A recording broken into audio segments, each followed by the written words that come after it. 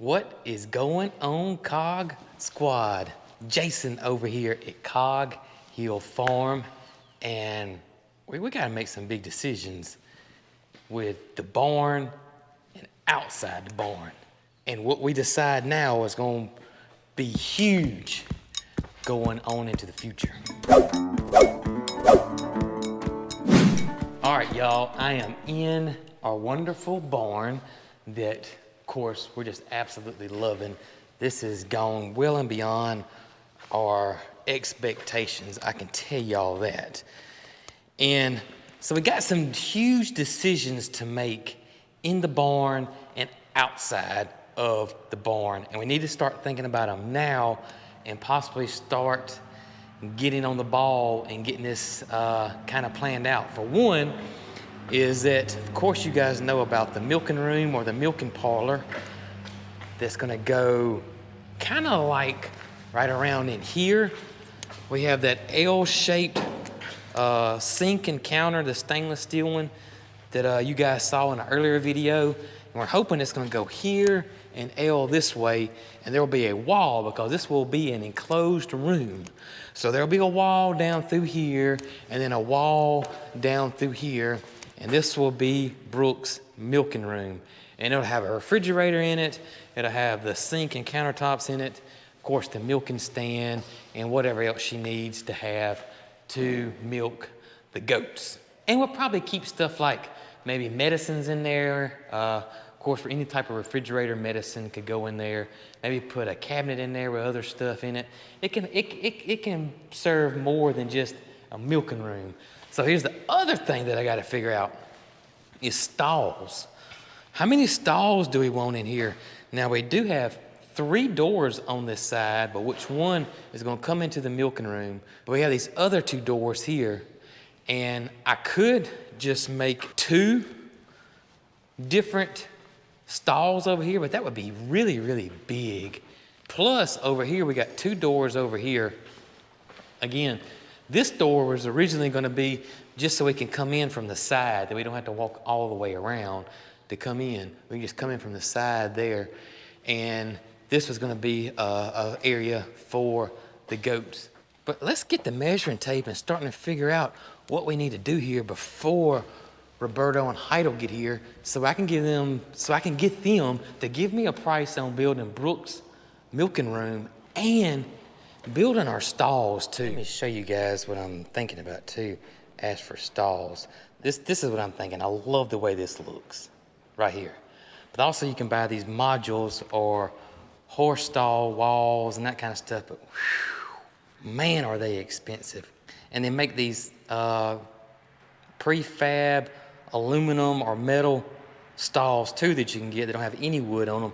They're kind of expensive as well. So I'm thinking if I could do something like that, which I think looks great, I probably could save some money. But this pole is 7. That's my 7 foot right there. That's what I'm thinking. We'll do 7 foot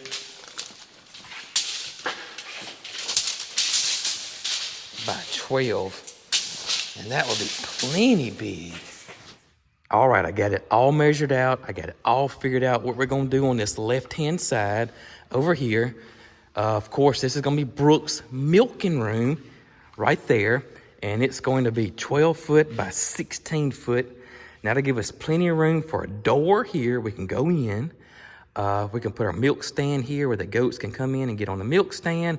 Plenty of room for a refrigerator if we want any shelving on this side. Enough room for a sink, air conditioning unit, or maybe a mini split over here. So that'll be perfect for her milking room. And then that leaves me enough room to have 4 animal stalls over here. And now you may be saying, well, Jason, you only have 2 doors, but you're gonna have 4 stalls. Yeah, that's the plan, because I'm gonna put gates in between the stalls.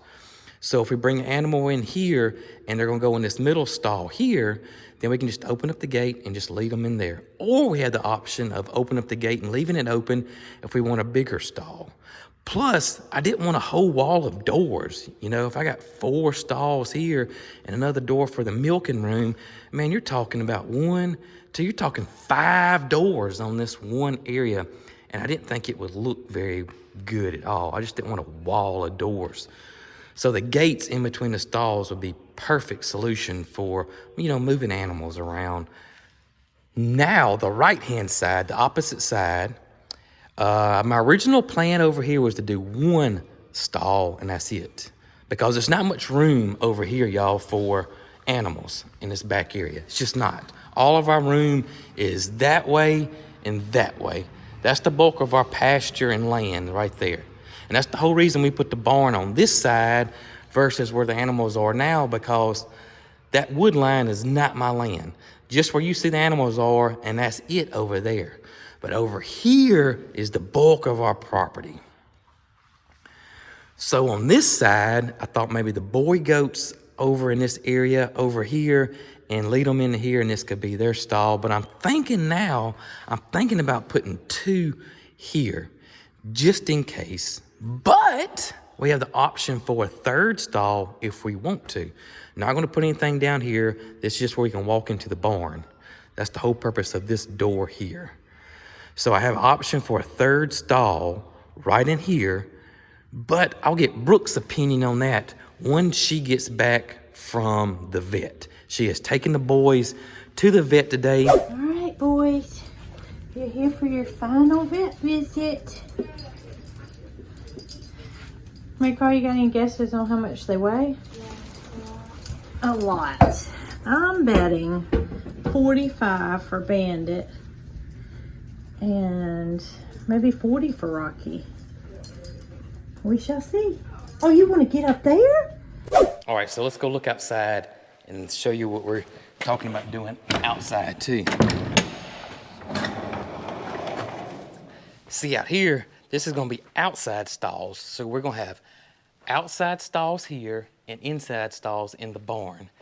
And again, I'm not for sure how all the animals are gonna do and how it's gonna work, but we'll figure that out. But I do know for certain, I'm gonna teach the animals just like Miss Judy has over there at Sneed's farmhouse. He's in the cow. She told him to go to bed. Yeah. If I could teach these guys their own area to eat at, that animals could share. We could share pastures with the animals. Y'all, that would be absolutely fabulous to have people, call them people, have the animals to share pastures instead of having all these separate pasture areas. Plus, how much money would that save too? All the fencing I would save. Fingers crossed we can make that happen. All right, let's go look at the other side.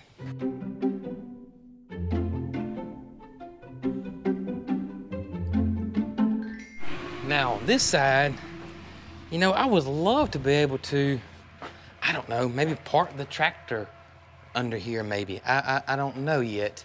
But we still have options for 1, 2, at least 3 outdoor stalls over here if we want them. And have an entrance into the barn where we get to the inside stalls as well. All right, Hollywood. I think we got it all figured out. But we want to get Mama's opinion on everything when she gets back from the vet.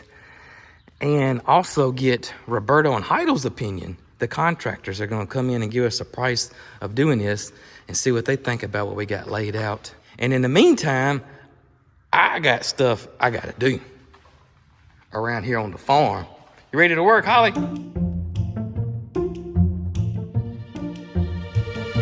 All right, so I'm back here in the potager garden in the backyard, which isn't complete. We haven't had a chance to really work on it lately. And I got these window boxes that I absolutely love, y'all. These are just some type of composite material, probably like ABS plastic or something. Window boxes that I got off Amazon. I'll try to remember to put a link down below if any of you guys are interested in these window boxes. But I love them. They match the house. They're black. They look like wood. I don't have to worry about them rotting. But I planted oregano in the window boxes back here because, number one, we love oregano. Number two, oregano is absolutely beautiful. They just absolutely have taken over the window boxes, and they're so leggy that I actually need to trim them up. So I'm just gonna cut them back.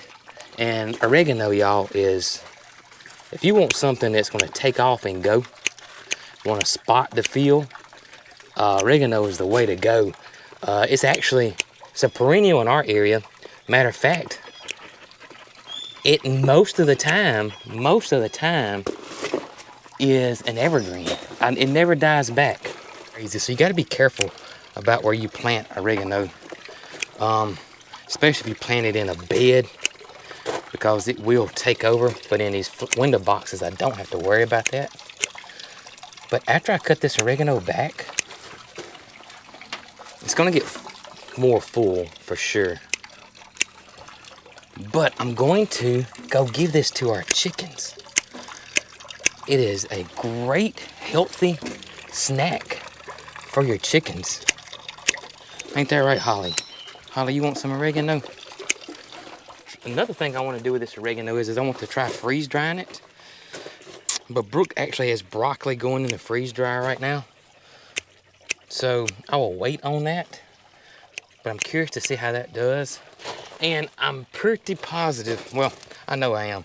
I mean, it's gonna be this big, and again, I'll be trimming this way back again in a matter of weeks. I mean, oregano goes crazy. So when I do that, I will put this in the freeze dryer, freeze dry some, and that way we can have us actually fresh oregano anytime we want for the next 25 years.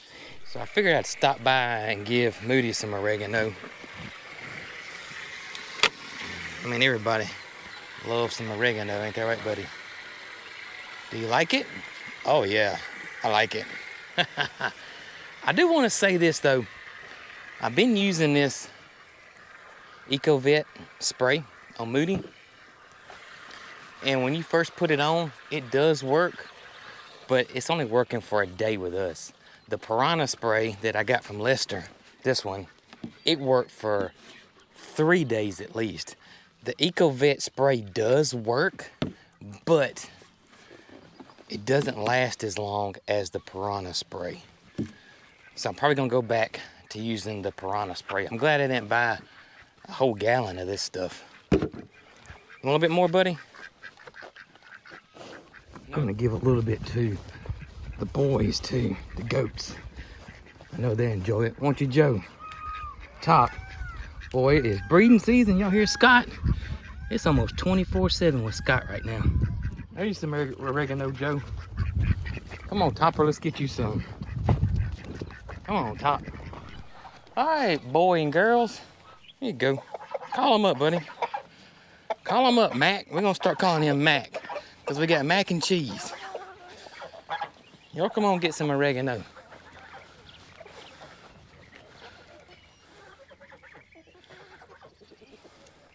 So I think that was a pretty good use of the oregano.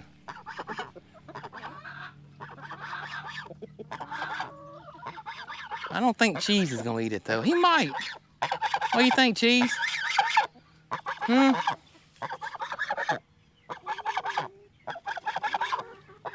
don't want to come see me? That's okay.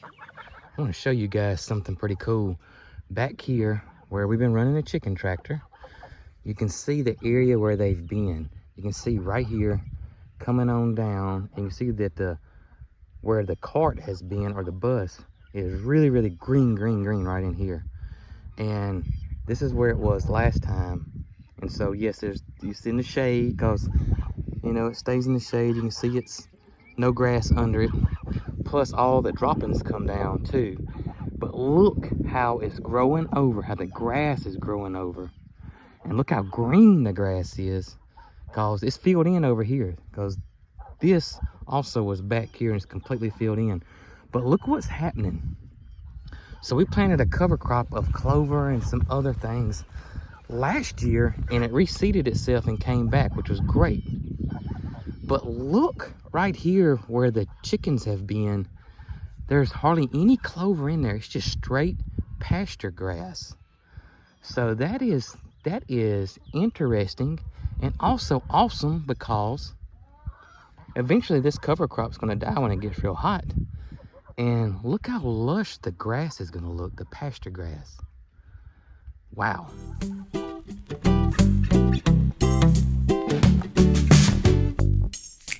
So I've made the decision to go on and take this tree out. It's just fire blight has taken it over. Even though I got new growth here, and this limb doesn't seem affected, but this one is all the way to here, so I'm pretty positive it's in the trunk. Now, I'll have to contact Jason at Petals from the Past and ask him about planting something else in this spot. So we're just gonna take this tree here on out and just not worry about it. Hey, she is gone, she is gone. Wow, her roots are in there good. I'm gonna have to get a shovel.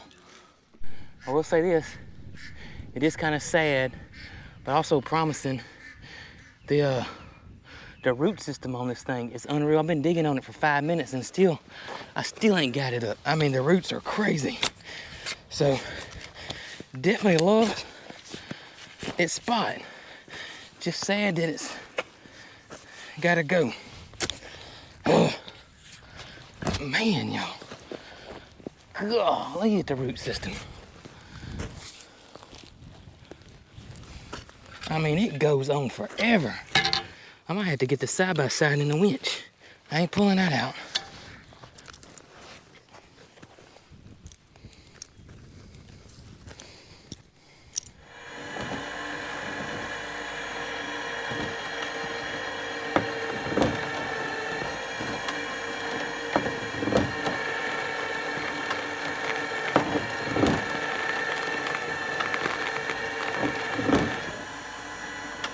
Look how deep it goes. That is unreal. Golly. All right, she's out.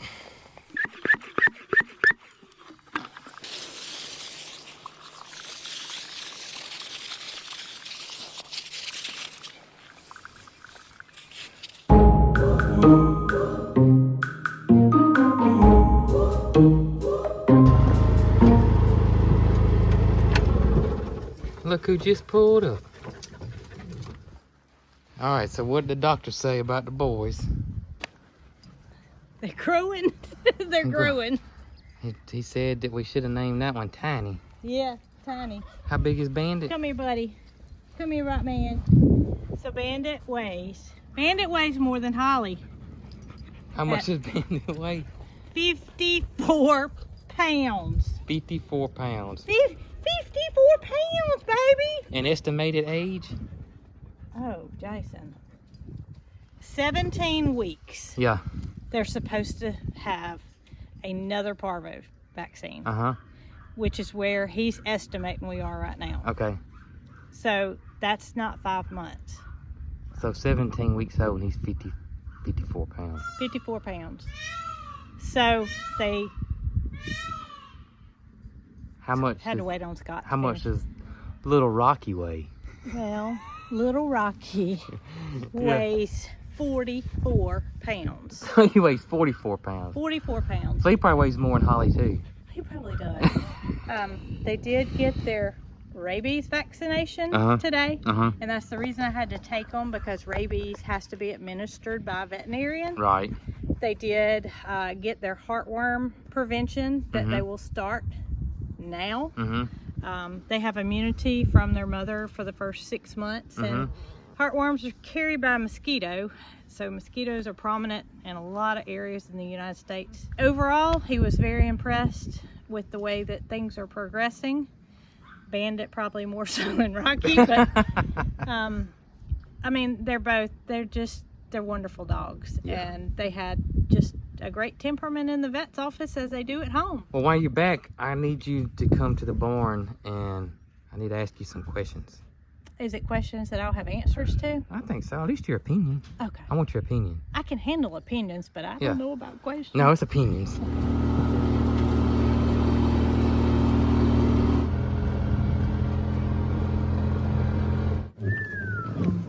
All right. Hey, it's probably 20 degrees cooler in here than something more? It's way cooler, ain't it? It feels really good. Yeah. Uh, So let me show you what I come up with. Please do. All right, so this is your milking room, and it'll come to here. Okay. So this makes 16 foot, and we can put a door here. Okay. All right, so down here, in between each pole is a stall. That gives us 4 stalls over here. And these exit doors would only go to where the animals are fed. Correct. So there's no way an animal could get loose and come in here because you would need to go through the stalls. Correct, that's right. Here's what I want to ask you though. No. Okay. I want to say something. Okay. You're pretty smart. So here's what I ask you about this side. Uh-oh. All right. So we initially thought 1 stall Right. because we thought about maybe the boys would be on this side. So we could put 1 stall over here if we want to. Or we could put 2 stalls over here. Well, Or we could put 3 stalls over here. Jason, you're killing me. No, I take that back. Yeah, 3 stalls. I'm sorry, yeah. We can have 1 stall here in between those 2 poles, another stall here in between these 2 poles, and another stall here in between these 2 poles, and this be open here. My thinking is this is only going to be for the boy goats, Right, right? yeah, We're going to have 3 intact bucks. yeah, Don't plan on ever having any more bucks than that. right, Plan. I said right, plan. right. I think we only need 1. Okay. But what do you think? Well, my thinking was that's what we got now.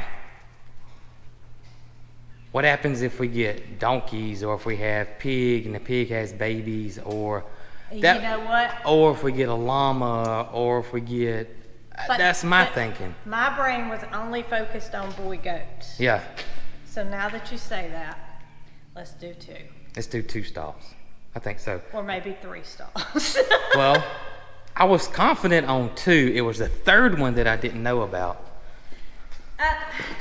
I just can't visualize how much space we would have left. Yeah, it's kind of And- hard to tell. Okay, so we're not planning on feeding the animals in the No, inside. that's what I talked about earlier. We're gonna feed them outside. They're coming inside. We'll leave the door open. If the boy wanted to come in here, they could, but I don't think they're going to. So their main purpose is for kidding, for sick goats, for our sick animals, Right. or when it gets cold We outside, want them to have the ability to come in. to come in. But not live, Live in here, correct. So the space will still be usable by us, but inaccessible, so to speak. Well, you know what? I just had an idea. So let's do this. So when Roberto comes this afternoon, we're gonna tell him what we want to do. Okay. And if we give him the okay, which we probably will, and we'll say, let's do One on this one side. on this side and the 4 over here, and see what it looks like. Okay. And See then if we think we need more space. see if we think we need more. Because obviously, if there was a sick animal and we didn't have but 1 stall over here, we could lead it from here to that side. Yeah, we could. So I don't want to take all the space and make it to where it's not usable on a daily basis. Right. Because nobody anticipates sick animals or No. cold weather in Right, Alabama. right. But it happens. It's life. So we got to be prepared. So I think that's what we'll do. We'll wait on Roberto and see what he says, and then go from there. Holly, you like that idea? Holly, do you need a stall? Who needs a stall? I noticed the boys didn't come with us. No, they're tired. They're I tired. bet if we peek, we can see them sitting on the porch. Hey, Rock. Hey, buddy. Here comes your big brother Bandit. Hey, buddy. Y'all have a good visit? I heard y'all did. Everything's A-okay. That's what I heard. Yeah.